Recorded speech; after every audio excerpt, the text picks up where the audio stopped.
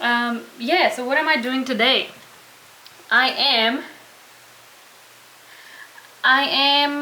or I have been watching Voice of Nepal in season 4. I think that's like the only kind of Nepali show that I watch.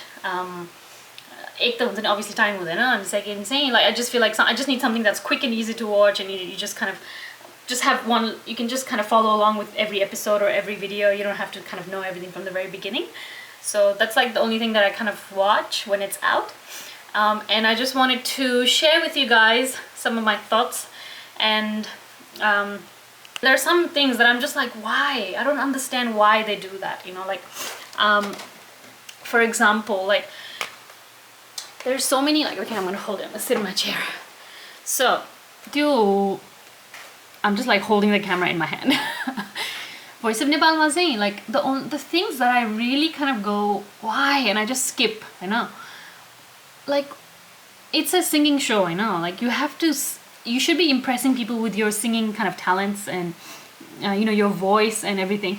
But then why do they always include all these dramas about, like, you know, maybe they've come from really like disadvantaged community, or you know, they're bringing in religion in there, they're bringing in caste in there, they're talking about, oh, I'm from this caste, I'm from this caste, you know. I feel like they always kind of dramatize it a bit, you know, like I feel like if it's a blind audition, it should be blind on everything. Like you shouldn't really, like, you shouldn't know how old they are, you shouldn't know what their surname is, you shouldn't know which, you know, area of Nepal they've come from or outside of Nepal. I just feel like, obviously, you know, it's meant to kind of engage the audience and everything, but I always go skip.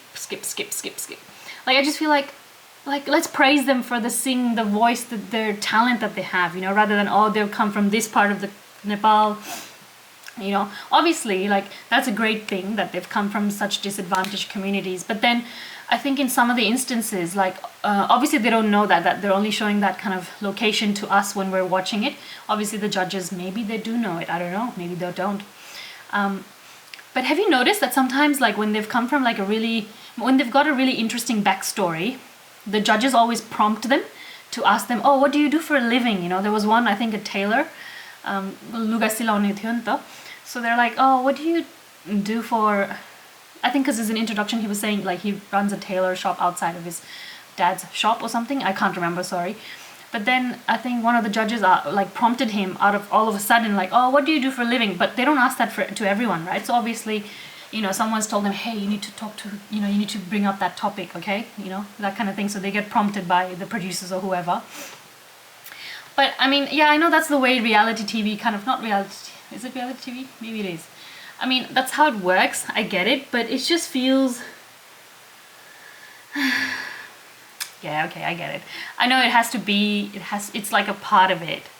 But sometimes I'm just like, oh, come on, can we just not, you know, like, there was another one who, you know, there's so many things I could say, and I feel like I could not get in trouble, but I feel like many of you might disagree with me. But like, you know, wearing like traditional clothes, like full traditionals with like, यहाँ झण्डा राखेछ, यहाँ टोपी, यहाँ के लाएर आछ नि त, like to sing, Hahn?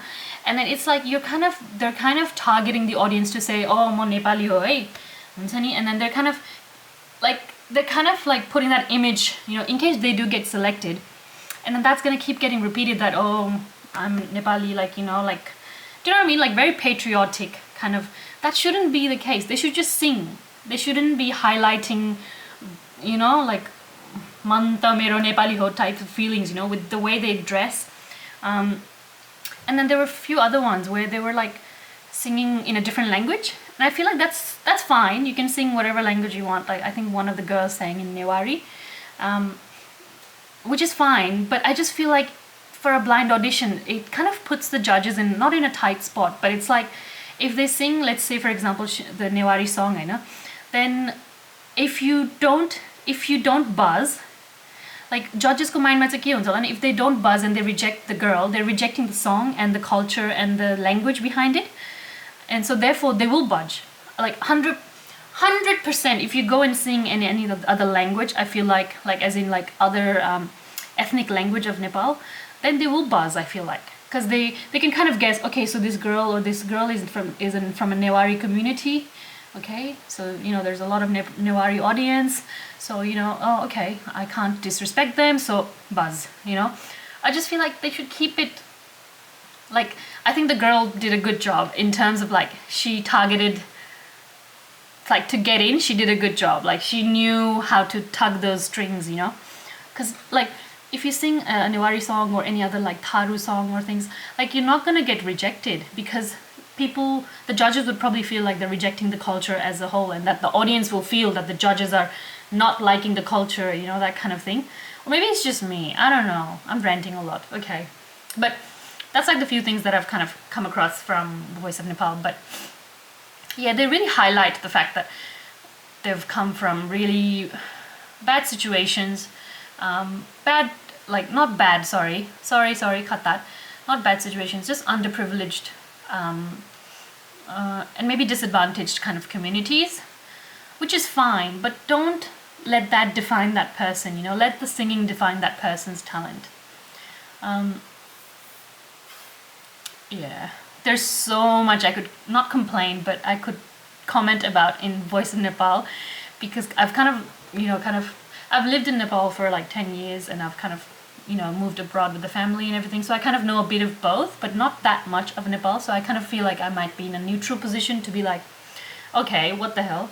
And like, oh, okay, like, kind of understand, really look at it from like a back point of view. Yeah, there's so much I could say. But then I'm not sure, I don't think people would understand my opinions. Like, the way the family members come and react as well, I'm just like, oh, why? They're great, but some of them are so over, like, dramatic, and it's just like, dude, move along, kind of thing, But anyway, that's just me, that's my rant on Voice of Nepal. Maybe there'll be more to come depending on how they react, but yeah. That is it. Bye. Part 2 will be reaction to my top 2 videos so far.